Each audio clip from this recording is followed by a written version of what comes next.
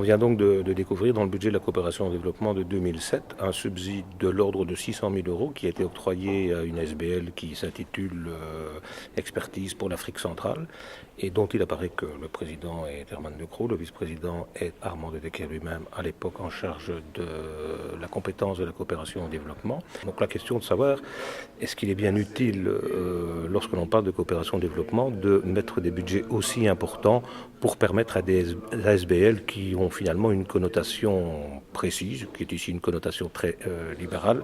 Est-ce que c'est une manière intelligente et opportune de dépenser l'argent de la coopération? Le CDH va suivre de près puisqu'il y a un risque manifeste de conflit d'intérêts. Qu'en sera-t-il exactement des mesures prises par le ministre Charles Michel? Quand on connaît le langage et la manière dont les réponses se font, le langage qui était celui du ministre aujourd'hui est un langage certes diplomatique, mais qui laisse entendre que lui-même croit qu'il y a une difficulté et un problème.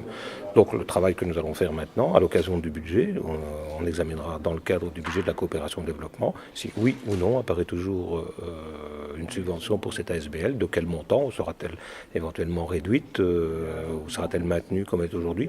J'ai vraiment le sentiment, en ayant entendu la réponse aujourd'hui, que le ministre actuel sera beaucoup plus prudent. Je ne pense pas qu'on ira jusqu'à une suppression du subside, mais probablement à une réduction relativement importante de celui-ci. Mais en tout cas, c'est ce que nous vérifierons dans notre travail parlementaire.